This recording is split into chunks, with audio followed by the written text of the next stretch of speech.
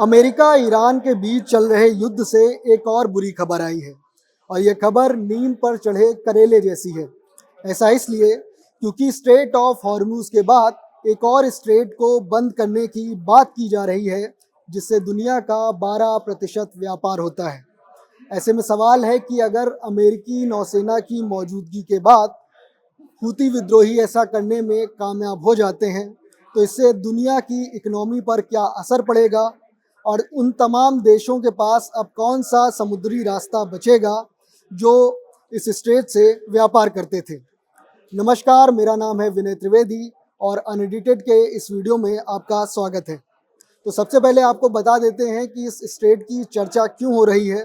क्यों ये मुद्दा अब सबकी जुबां पर है। तो दरअसल हुआ यूं है कि हूती विद्रोहियों ने ऐलान किया है कि वो बाब अल मंदेब स्ट्रेट से व्यापार नहीं होने देंगे और इसमें भी वो निशाना बनाएंगे सऊदी अरब से जुड़े जहाज़ों पर, और उसके अलावा जो भी जहाज़ सऊदी अरब के पोर्ट से होकर आएंगे जाएंगे व्यापार करेंगे उनको भी निशाना बनाया जाएगा। तो अब हूती विद्रोहियों ने यह भी दावा किया है कि जब से उन्होंने ये ऐलान किया है, यानी बीते मंगलवार को 6 जहाज ऐसे थे जो बाब अल मंदेब स्ट्रेट की तरफ आ रहे थे और उन्होंने अपना रास्ता बदल लिया और वापस लौट गए। तो इससे अब खलबली मच गई है कि अगर स्ट्रेट ऑफ हॉर्मूज के बाद, जहां से दुनिया का करीब 20% तेल युद्ध के पहले आया जाया करता था, मतलब वहां से निकलता था बाकी देशों के लिए, तो अगर अब बाब अल मंदेब स्ट्रेट भी बंद हो जाएगी जहां से दुनिया का 12% व्यापार होता है, तो अब इससे दुनिया की इकोनॉमी पर क्या असर होगा। तो सबसे पहले हम आपको अब बता देते हैं कि बाब अल मंदेब स्ट्रेट है कहाँ, जिसको लेकर हूती विद्रोहियों ने धमकी दी है। तो इस थंबनेल में अगर आप देखेंगे तो ये यमन है और ये सामने अफ्रीका महाद्वीप है, इसके बीच में ये लाल सागर है और जहाँ से ये गल्फ ऑफ एडन को और लाल सागर को जो जगह जोड़ रही है, जो स्ट्रेट जोड़ रही है, वही है बाब अल मंदेब। यही ये यमन के किनारे है और यहाँ पर, मतलब यमन के ज़्यादातर हिस्से पर हूती विद्रोहियों का कब्जा है। तब उन्होंने धमकी दी है कि सऊदी अरब से जो भी जहाज़ आएगा, ईरान के दुश्मन सऊदी अरब से जो भी जहाज़ आएगा उसको हूती विद्रोही निशाना बनाएंगे और निकलने नहीं देंगे। इसमें भी एक पेच ये है कि जब यमन के हूती विद्रोहियों ने ऐसा कहा है कि वो सिर्फ सऊदी अरब के जहाज़ों को निशाना बनाएंगे, तो इससे दुनिया भर को टेंशन लेने की क्या ज़रूरत है। तो इसमें तनाव की ज़रूरत इसलिए है क्योंकि पिछली बार भी जब गाज़ा और इजराइल का युद्ध हो रहा था और यमन के हूती विद्रोहियों ने धमकी दी थी तो वो इजराइल से जुड़े जहाज़ों को निशाना बनाएंगे, तो उन्होंने सिर्फ इजराइल के जहाज़ों को निशाना नहीं बनाया था, बल्कि यमन के आसपास से, इस स्टेट से जो भी जहाज़ निकले थे, जो भी देश के जहाज़ थे, सबको उन्होंने टारगेट किया था और दुनिया भर में इसकी वजह से परेशानी हुई थी। तो अब बता देते हैं आपको कि ये बाब अल मंदेब जो स्ट्रेट है ये महत्वपूर्ण क्यों है, इसकी आप महत्ता भी समझ लीजिए, जिसकी वजह से दुनिया भर में इसको लेकर टेंशन है। अब दरअसल जैसा कि मैंने आपको बताया कि दुनिया का करीब 12% व्यापार इससे होता है। ये भी इस वजह से आप समझें कि ये स्ट्रेट ऐसी है जो आगे पहले लाल सागर और फिर स्यूज कैनाल से मिलती है, उसके आगे फिर मेडिटेरियन सी, यानी जिसे भूमध्य सागर भी कहते हैं, और फिर वो यूरोप तक जाती है। तो मतलब पूरा यूरोप का व्यापार जो एशिया से होता है वो इसके ज़रिए ही होता है। तो इससे गल्फ़ का व्यापार होता है, यूरोप का व्यापार होता है, और एशिया में भी भारत, चाइना जैसे बड़े देश और फिर साउथ ईस्ट एशिया से जितना व्यापार यूरोप का होता है वो इसी के माध्यम से होता है। तो अगर इस स्ट्रेट में जहाज़ों पर हमला होगा, भले ही सऊदी अरब के जहाज़ों को लेकर हूती विद्रोहियों ने ऐलान किया है, लेकिन अगर वो बाकी जहाज़ों को भी पहले की तरह निशाना बनाते हैं तो इससे बड़ी मुश्किल आ खड़ी होगी। ये भी आप समझ लीजिए कि 12% व्यापार ज़रूर होता है, लेकिन आप ये भी समझिए कि इससे जो जहाज़ निकलते हैं इस बाब अल मंदेब स्ट्रेट से, तो उनका हिस्सा पूरी दुनिया का 25% है। मतलब 25% जो जहाज़ कंटेनर लेकर निकलते हैं वो इसी स्ट्रेट से निकलते हैं। तो ये अगर बंद होती है तो इससे कच्चे तेल में, पेट्रोलियम के उत्पादों में महंगाई आ सकती है, उनकी कमी पड़ेगी जब ये रास्ता बंद होगा, और इसका असर पूरी दुनिया पर पड़ सकता है। अब आपको बताते हैं कि डर क्यों रही है हूती विद्रोहियों से। तो हूती विद्रोहियों से इसलिए डर रही है क्योंकि सऊदी अरब के अलावा वो दूसरे जहाज़ों को भी निशाना बना सकते हैं, और इसके ही डर से जो बीमा कंपनियां होती हैं जो जहाज़ों का बीमा करती हैं वो भी डरी हुई हैं। वो अपना प्रीमियम बढ़ा सकती हैं या जैसे कि स्ट्रेट ऑफ हॉर्मुज में हुआ, तमाम बीमा कंपनियों ने मना कर दिया कि जो भी जहाज़ स्ट्रेट ऑफ हॉर्मुज से जा रहे हैं हम उनका बीमा नहीं करते हैं, उनकी गारंटी हम नहीं लेते, उनका क्लेम हम नहीं दे पाएंगे। तो ऐसे ही अगर स्ट्रेट ऑफ बाब एल मंदाब में हुआ तो बड़ी मुश्किल खड़ी हो सकती है। अब ये भी आप समझिए, जैसा कि मैंने अपने इंट्रो में भी कहा कि क्या हूती विद्रोहियों के पास इतनी ताकत है कि वो बाब एल मंदाब जो स्ट्रेट है उस पर कब्जा कर सकते हैं और दुनिया को मजबूर कर सकते हैं कि वो स्ट्रेट से ना आए जाए, क्योंकि ईरान तो इससे काफ़ी बड़ा देश है, काफ़ी उन्नत उनके पास हथियार हैं, बोट्स हैं, बारूदी सुरंगें हैं। जब वो ईरान अभी अमेरिका का मुकाबला कर रहे हैं जैसे तैसे, तो क्या अमेरिका का मुकाबला यमन के हूती विद्रोही कर पाएंगे? तो इसका जवाब ये है कि हूती विद्रोही, पहली बात तो ये जो टिप है आप देखिए यमन की, यहाँ पर ये बाब एल मंदाब स्ट्रेट है, तो इससे करीब 100 किलोमीटर दूर तक तो जो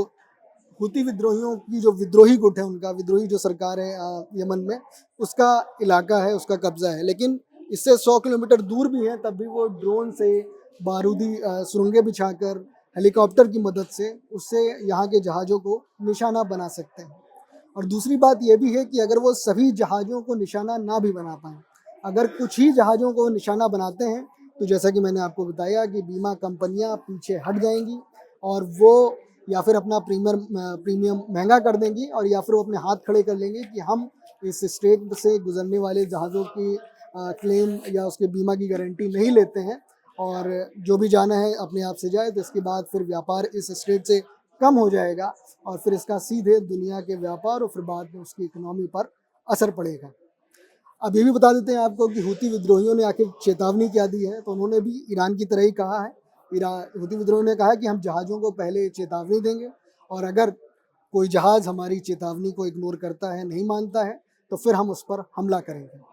ऐसे में सभी को आशंका है कि सऊदी अरब के अलावा भी जो उनके पोर्ट से व्यापार करेंगे या फिर दूसरे देशों के जो जहाज़ हैं या अमेरिका के जहाज़ हों, उनको निशाना बनाया जा सकता है।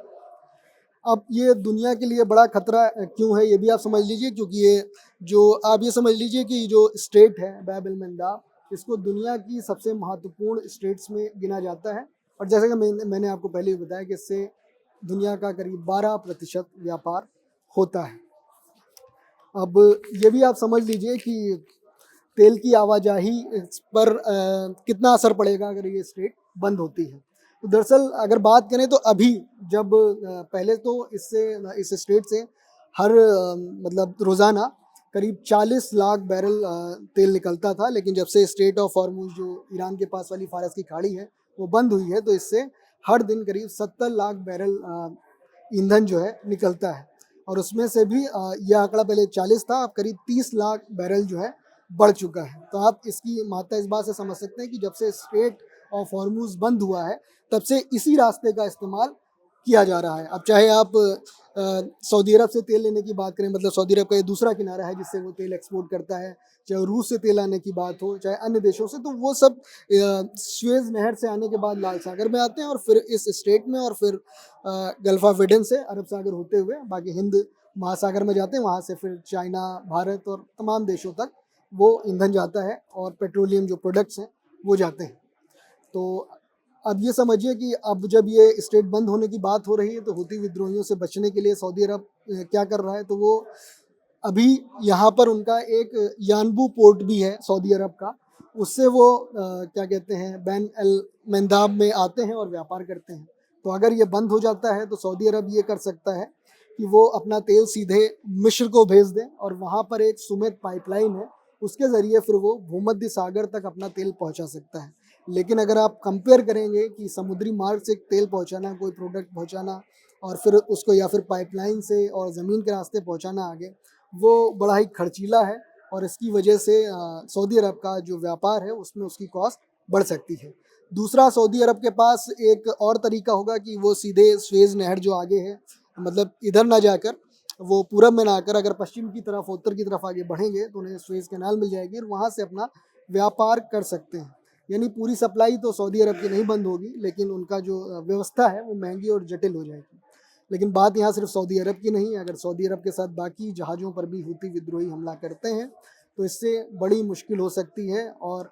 इसके लिए फिर दुनिया को एक और रास्ता तलाशना होगा, क्योंकि जैसा कि मैंने आपको बताया कि स्ट्रेट ऑफ हॉर्मुज जब बंद हुआ तो इससे व्यापार बढ़ गया। बाब अल मंदाब स्ट्रेट से, और बाब अल मंदाब स्ट्रेट भी अगर हुती विद्रोही बंद करने में कामयाब हो जाते हैं तो शिपिंग कंपनियों को एक नया रास्ता तलाश करना पड़ेगा। उसके बारे में भी मैं आपको बता देता हूँ। तो अब कोई चारा नहीं रह जाएगा, तो फिर यही चारा है कि रूस से कोई तेल आ रहा है या यूरोप से कोई सामान आ रहा है, तो फिर उस सामान को, उस जहाज़ को भूमध्य सागर से अटलांटिक ओशन में ले जाया जाए, फिर वहाँ से अफ्रीका महाद्वीप के पश्चिम से होते हुए केप ऑफ गुड होप, जो उनके बिल्कुल दक्षिणी टिप ऑफ, यानी साउथ अफ्रीका का जो दक्षिणी भाग है, वहाँ से होते हुए और फिर सीधे इंडियन ओशन में ले जाकर वो एशिया में लाया जा सकता है। तो अब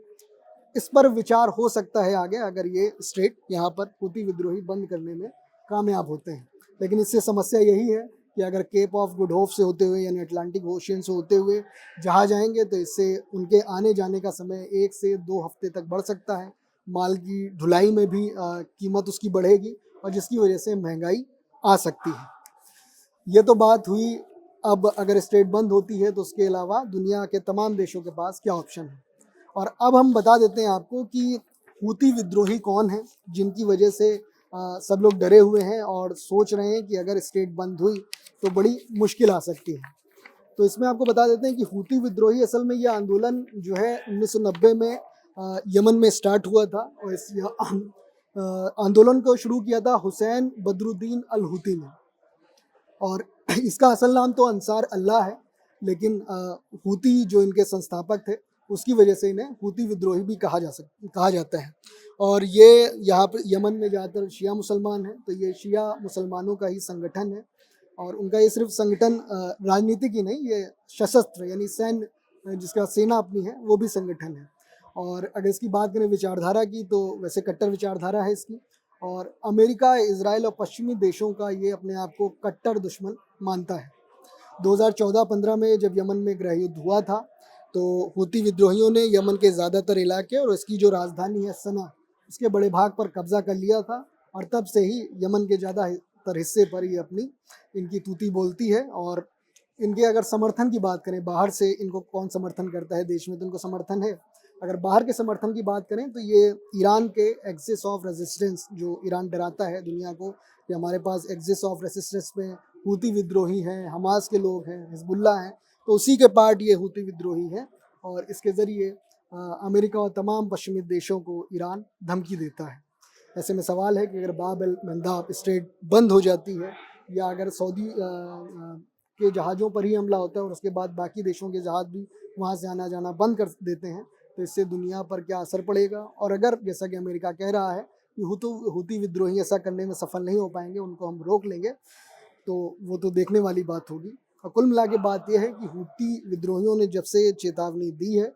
और जब से उन्होंने कहा है कि हम सऊदी अरब से व्यापार करने वाले या उनके जहाज़ों पर हमला करेंगे, तब से दुनिया भर में खलबली है और हर कोई सोच में पड़ा है कि जब स्ट्रेट ऑफ हॉर्मूज, जिससे 20% ईंधन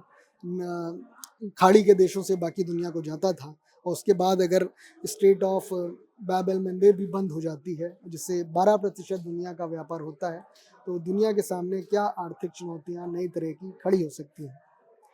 यमन, हूती विद्रोही और स्ट्रेट जो बाब अल मंदाब है, इसको लेकर हमारा वीडियो कैसा लगा आप कमेंट करके बता सकते हैं।